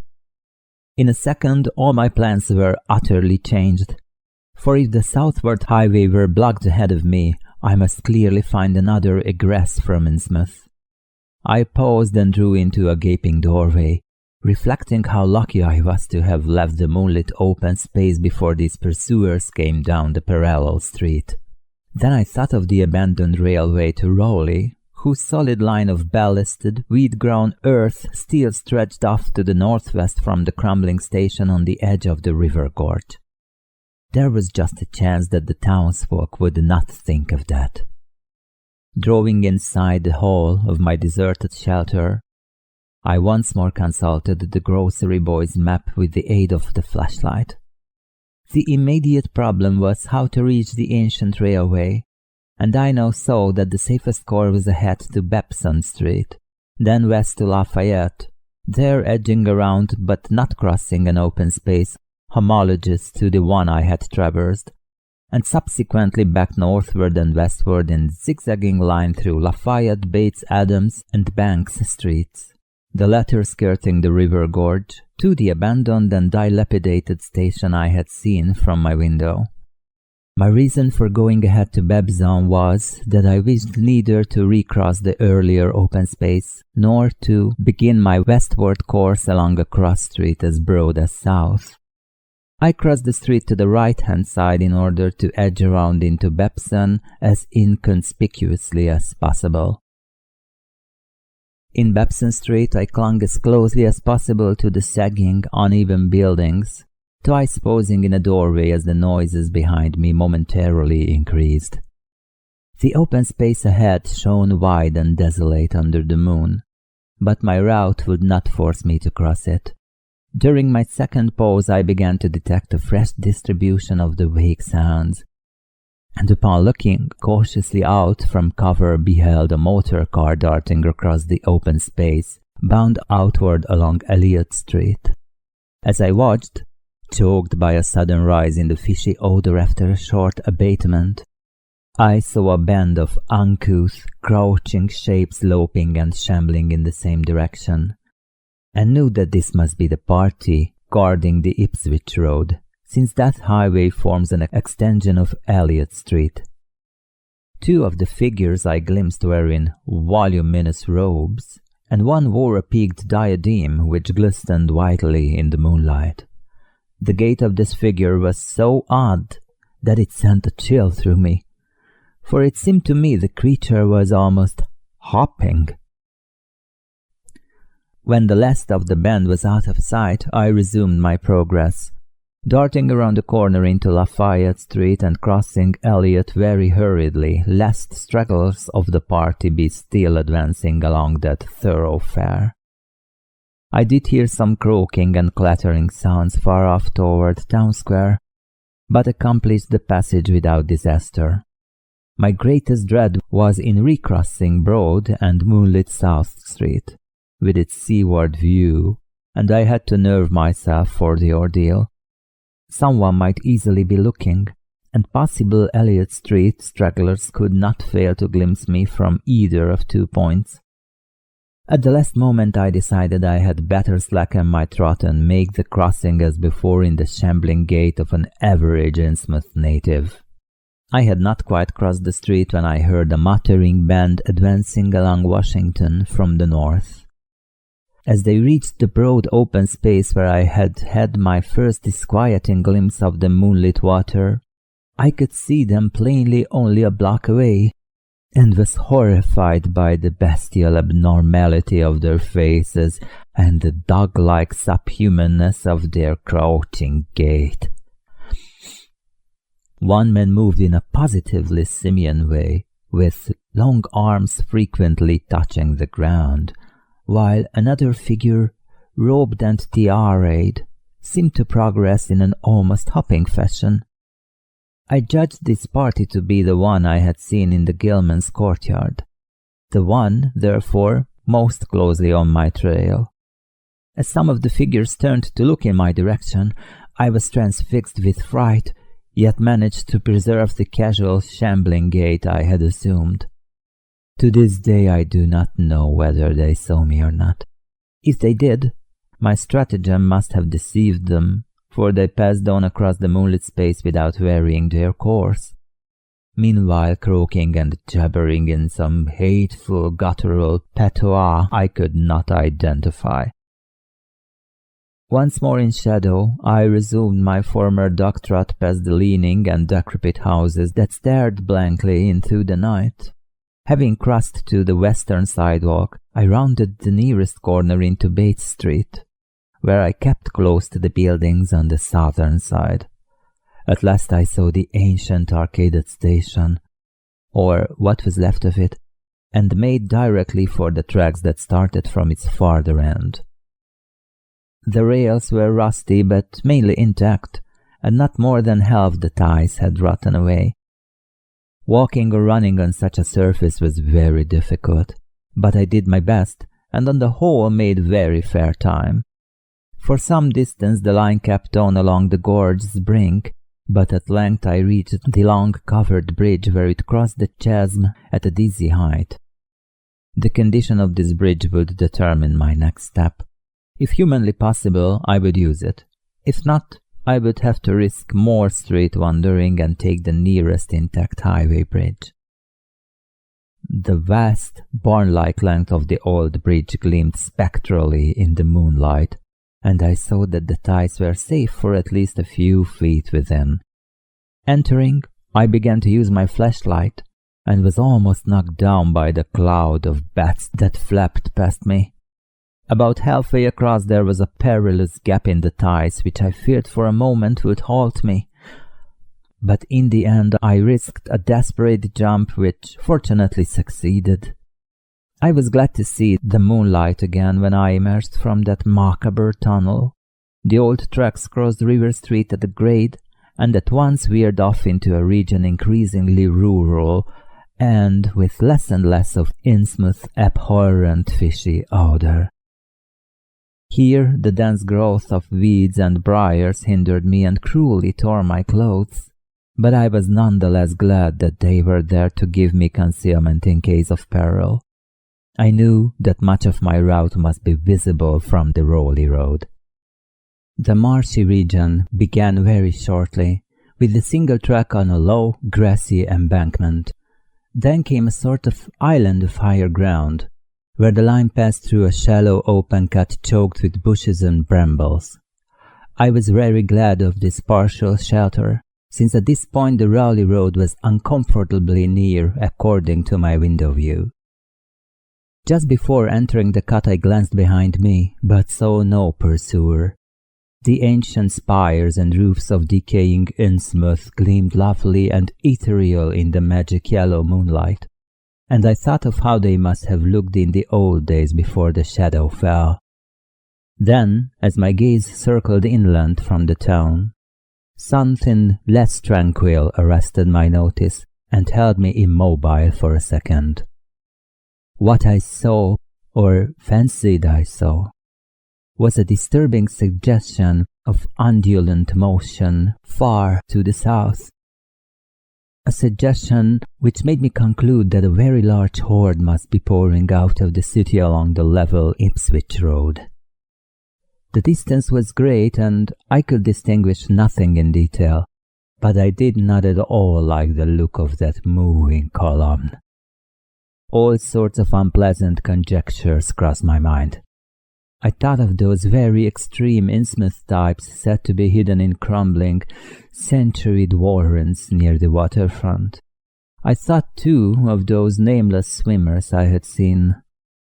Counting the parties so far glimpsed, as well as those presumably covering other roads, the number of my pursuers must be strangely large for a town as depopulated as Innsmouth. Who were they? Why were they here? And if such a column of them was scoring the Ipswich road, would the patrols on the other roads be likewise augmented? I had entered the brush-grown cut and was struggling along at a very slow pace when that damnable fishy odor again waxed dominant. There were sounds, too. A kind of wholesale, colossal flopping or pattering which somehow called up images of the most detestable sort. And then both stench and sounds grew stronger, so that I paused shivering and grateful for the cut's protection. It was here, I recalled, that the Rowley Road drew so close to the old railway before crossing westward and diverging. Something was coming along the road, and I must lie low till its passage and vanishment in the distance. Crouched in the bushes of that sandy cleft, I felt reasonably safe, even though I knew the searchers would have to cross the track in front of me not much more than 100 yards away. I would be able to see them, but they could not, except by a malignant miracle, see me. All at once I began dreading to look at them as they passed. I saw the close moonlit space where they would surge by, and had curious thoughts about the irredeemable pollution of that space. They would perhaps be the worst of all Innsmouth types, something one would not care to remember. The stench waxed overpowering, and the noises swelled to a bestial babel of croaking, baying, and barking, without the least suggestion of human speech. Were these indeed the voices of my pursuers? That flopping or pattering was monstrous. I could not look upon the degenerate creatures responsible for it. I would keep my eyes shut till the sounds receded toward the west. The horde was very close now, the air foul with their hoarse snarlings, and the ground almost shaking with their alien-rhythmed footfalls. My breath nearly ceased to come, and I put every ounce of willpower into the task of holding my eyelids down. I am not even yet willing to say whether what followed was a hideous actuality or only a nightmare hallucination. The later action of the government, after my frantic appeals, would tend to confirm it as a monstrous truth. But could not a hallucination have been repeated under the quasi-hypnotic spell of that ancient, haunted and shadowed town?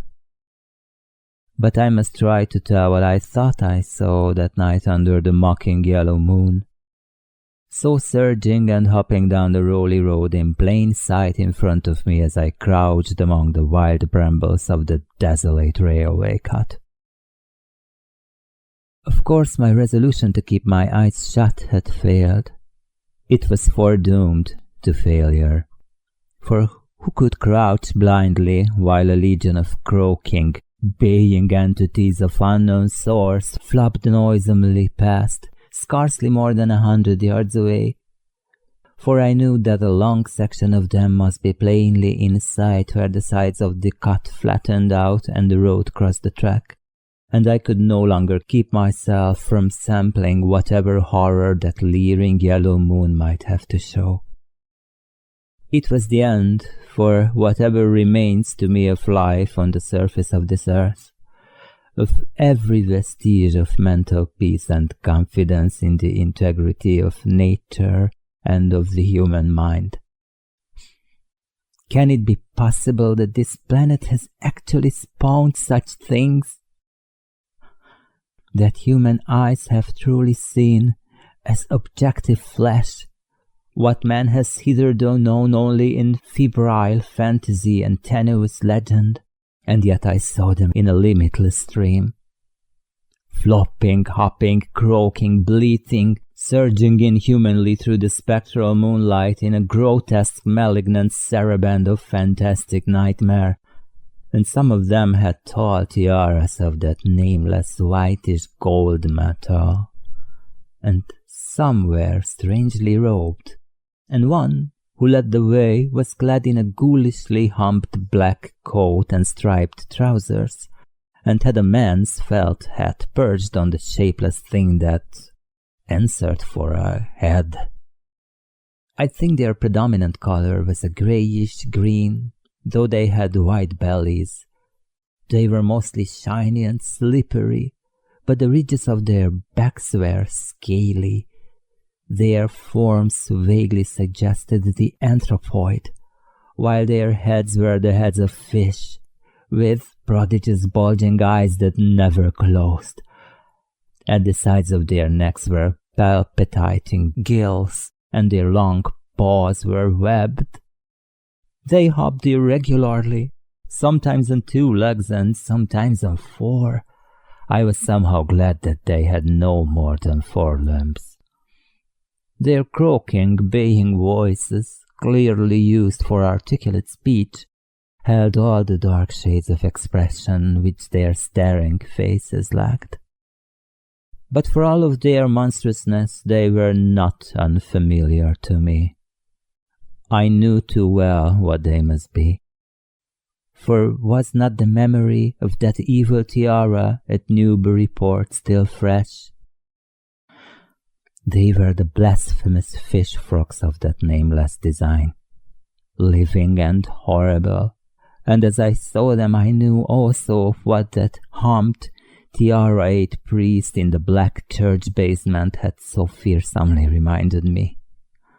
Their number was past guessing.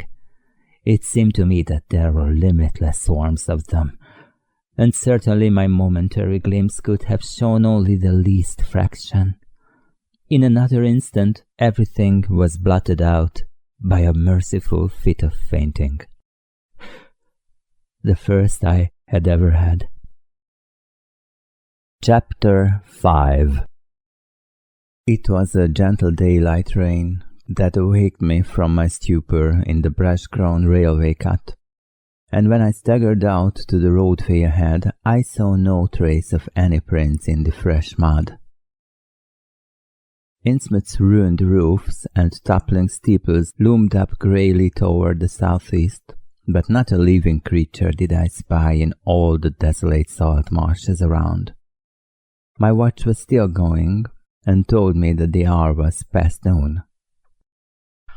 The reality of what I had been through was highly uncertain in my mind, but I felt that something hideous lay in the background.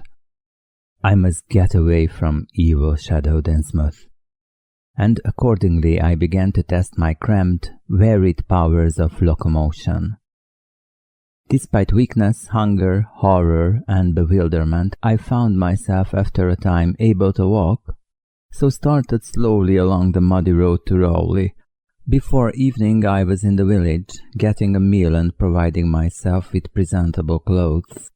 I caught the night train to Arkham, and the next day talked long and earnestly with government officials there, a process I later repeated in Boston.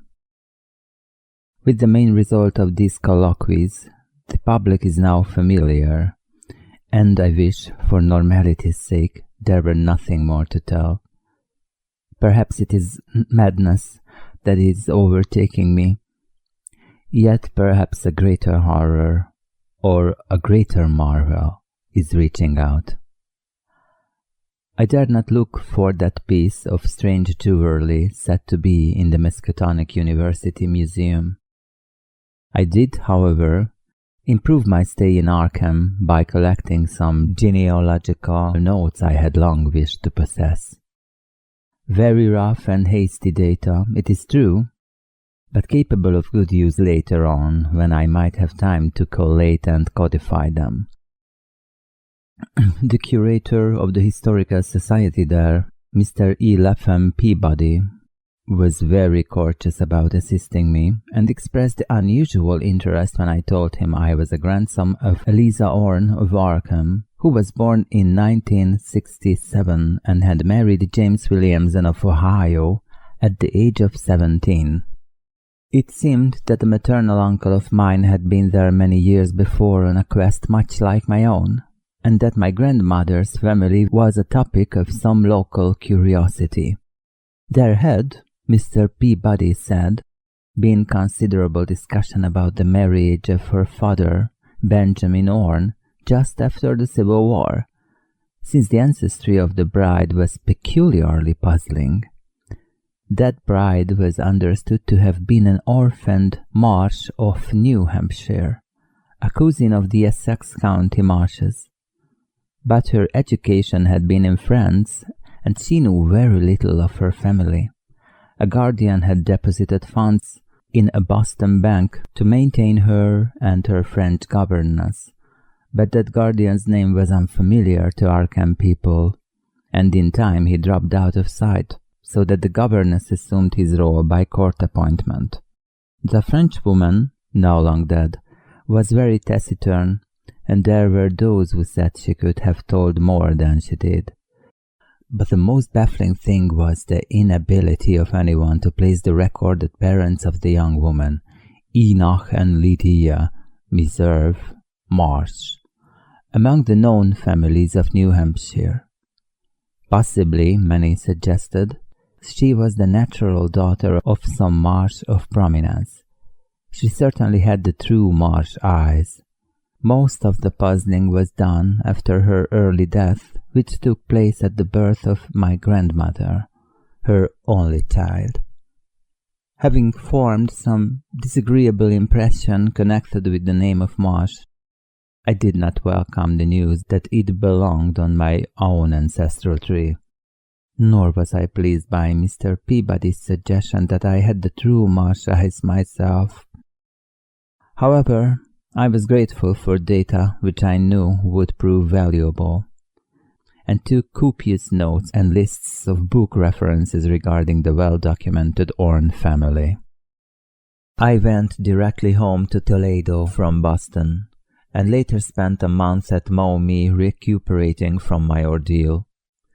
In September, I entered Oberlin for my final year, and from then till the next June was busy with studies and other wholesome activities, reminded of the bygone terror only by occasional official visits from government men in connection with the campaign which my pleas and evidence had started.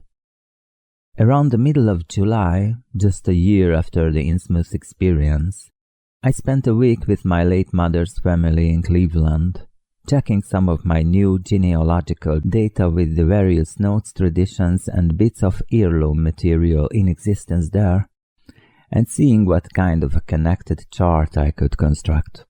I did not exactly relish this task, for the atmosphere of the Williamson home had always depressed me. There was a strain of morbidity there, and my mother had never encouraged my visiting her parents as a child, although she always welcomed her father when he came to Toledo.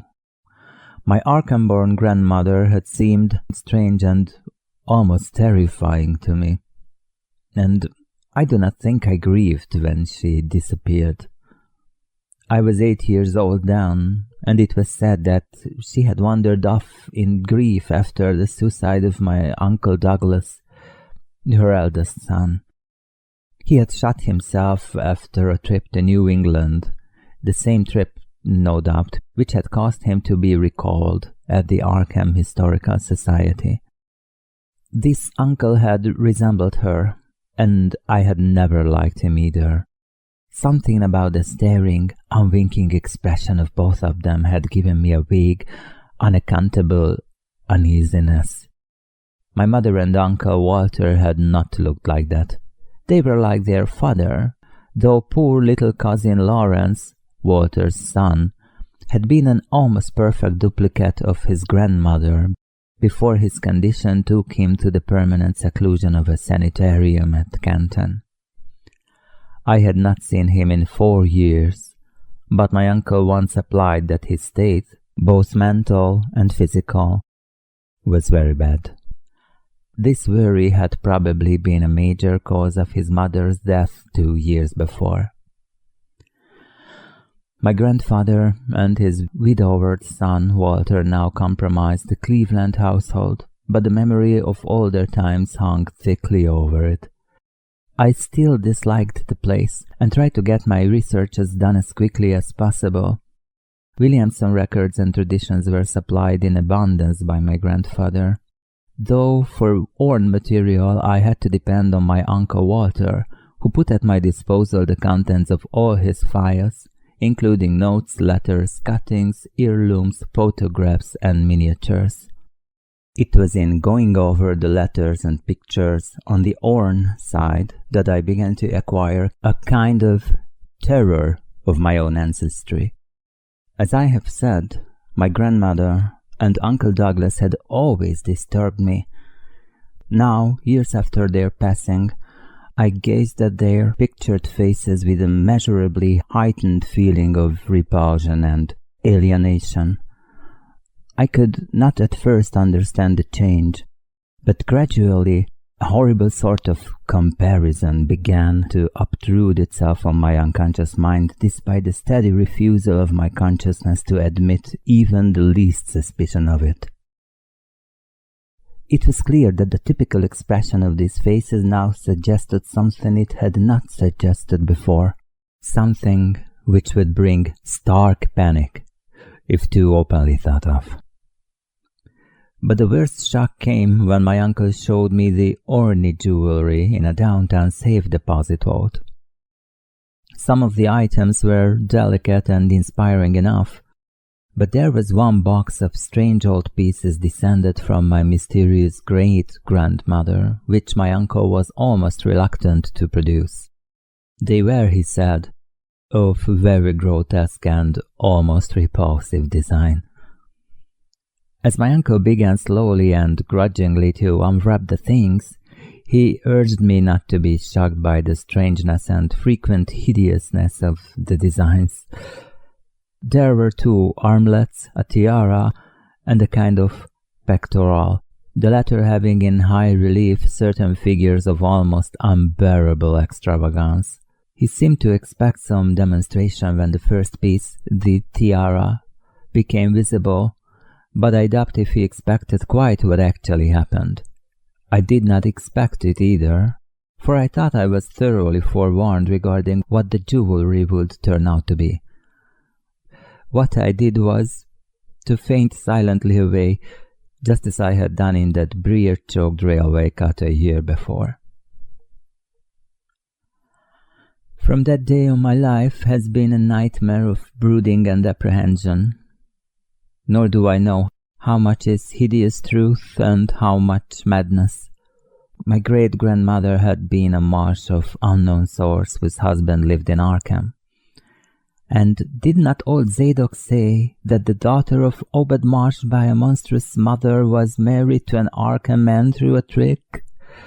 What was it the ancient Tupper had muttered about the likeness of my eyes to Captain Obed's? In Arkham, too, the curator had told me I had the true Marsh eyes. Was Obed Marsh my own great-great-grandfather? Or what then was my great-great-grandmother? But perhaps this was all madness.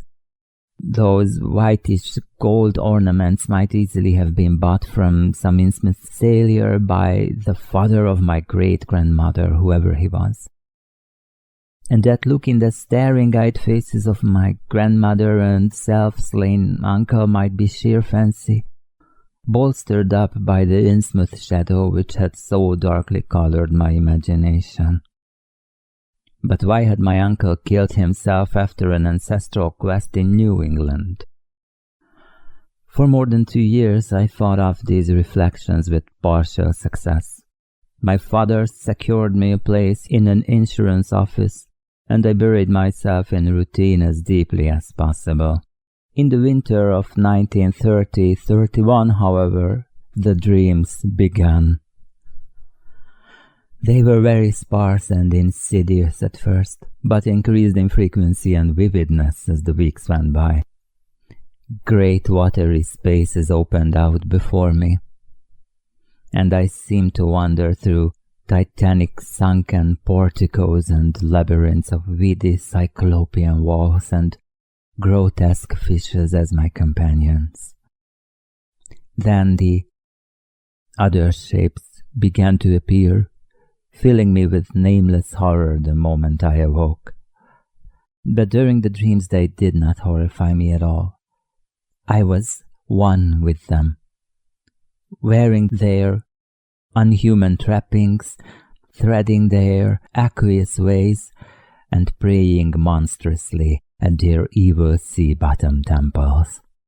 There was much more than I could remember, but even what I did remember each morning would be enough to stamp me as a madman or a genius if I ever dared write it down.